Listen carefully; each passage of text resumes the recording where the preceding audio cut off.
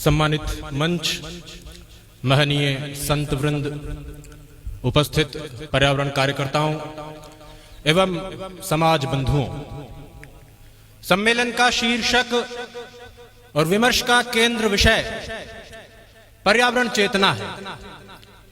पर्यावरण चेतना का सीधा सा अर्थ अपने आसपास के वातावरण की सुधि होने और उसकी सुधि लेने से है। राजस्थान के रहवासियों के लिए यह कोई नई बात नहीं है। राजस्थान में प्रकृति अपने अस्तित्व का एहसास अनायास करा देती है और प्रकृति के साथ सामंजस्य बनाए बिना, कुदरत के साथ तारतम्यता बिठाए बिना जिंदा रहने की कोई तरकीब, कोई तरीका काम नहीं करता। राजस्थान के लोग ये बात रियो डी जनेरियो के सम्मेलन और स्टॉकहोम के कन्वेंशन से बहुत पहले समझ चुके हैं। यही कारण है कि हमारे यहाँ परंपराओं में, संस्कृति में, परिवार में, जीवन के हर अंग में प्रकृति का महत्वपूर्ण स्थान है। अभी जब पेरिस का समझौता हुआ तो उसके डिसीजन टेक्स्ट में एक निर्णय शामिल किया गया कि पर्यावरण संरक्षण की स्थानीय तकनीकों, समुदायों और परंपराओं को प्रोत्साहन दिया जाएगा। ऐसे में हमें अपनी परंपराओं पर बात करने की जरूरत है। हमारे पास पर्यावरण संरक्षण के क्षेत्र में बड़ी समृद्ध परंपराएं हैं। राजस्थान के लोग देवी देवताओं के मंदिरों से जुड़ी हुई जमीनों को पवित्र वन का दर्जा देकर, ओरण और देवबनी का दर्जा देकर संरक्षित करते आए हैं।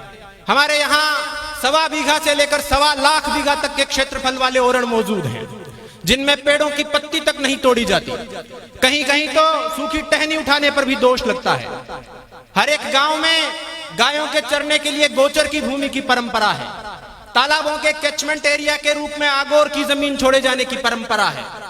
कुछ समय पहले तक गांव में रास्तों पर राहगीरों के विश्राम के लिए एक पेड़ छोड़ा जाता था, खेजड़ी का पेड़, जिसे आशारूढ़ियो कहा जाता था। आशारूढ़ियो यानी आशा पूरी करने वाला वृक्ष। राहगीर इससे कामना करते थे कि आशारूढ़िया आस दी, गया भैंसा ने घास दी, घी की घिलोड़ी दी, तेल की तिलोड़ी दी।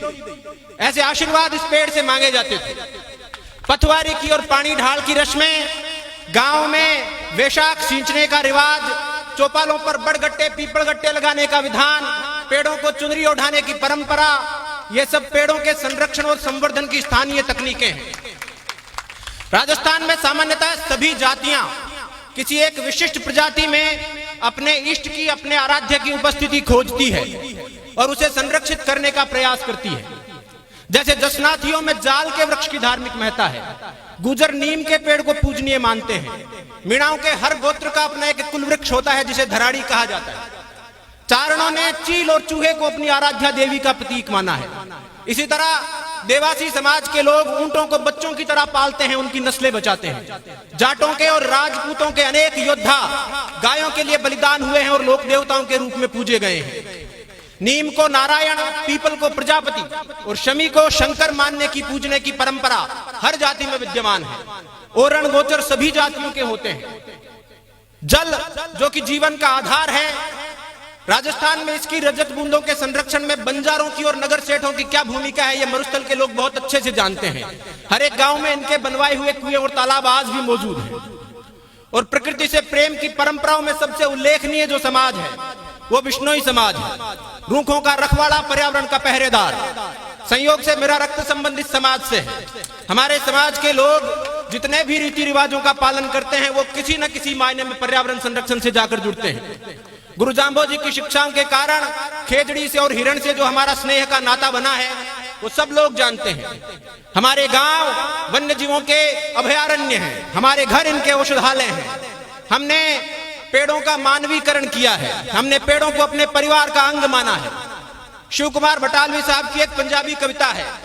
हालांकि मेरा पंजाबी का उच्चारण खराब है, लेकिन मैं इस कविता को सुनाने का लोभ इसलिए नहीं छोड़ पा रहा हूं क्योंकि मुझे लगता है कि ये हमारे भावों को बड़ी सुंदरता से चित्रित करती है।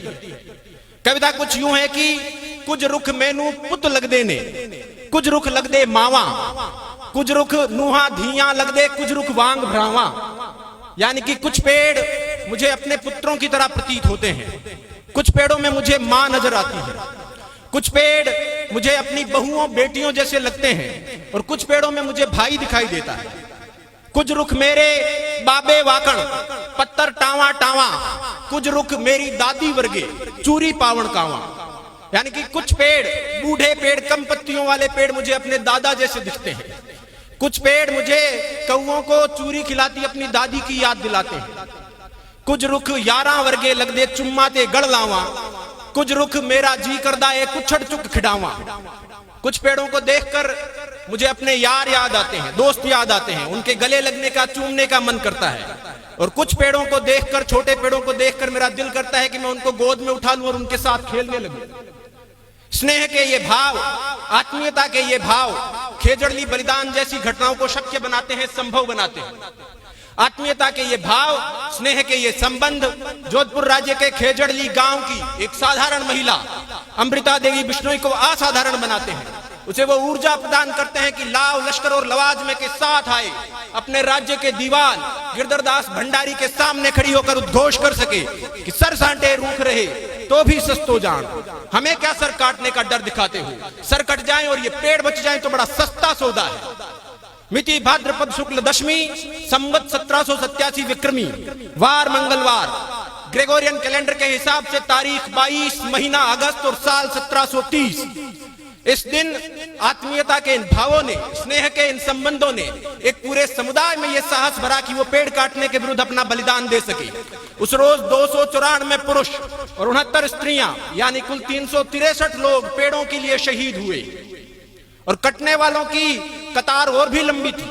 कटने वालों के सिर नहीं रुके थे, काटने वालों के हाथ थके थे। उनके अंदर का राम जगा था, तब जाकर इस नरसंहार पर विराम लगा था। आज इस घटना को 290 साल बीत चुके हैं। ये 21वीं सदी का 21वां साल है।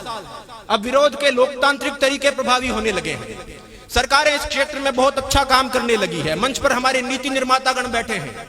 इनकी नीतियां, सरकारों के प्रयास बहुत सराहनीय हैं। लेकिन जैसा विनोबा भावे कह गए थे कि असरकारी असरकारी, सरकारों के साथ साथ अगर समाज, ऐसी संस्थाएं और जनता प्रयास करती है तो ये प्रयास ज्यादा असरकारी सिद्ध होंगे। अंत में इतनी समृद्ध परंपराओं के धनी होने के कारण मैं समझता हूं कि हम ये कहने का अधिकार रखते हैं कि आप राजस्थान से खुददारी सीखें न सीखें, आपकी मर्जी है। आप राजस्थान से जिंदा दिली सीखें न सीखें, आपकी मर्जी है। लेकिन क्लाइमेट चेंज के इस दौर में जिंदा रहने के तरीके, कुदरत के साथ तारतम्यता बिठाने की तरकीबें आपको राजस्थान से सीखनी पड़ेंगी। इन्हीं शब्दों के साथ मैं अपनी वाणी को विराम देता हूं। बहुत बहुत धन्यवाद। न्यून प्रणाम।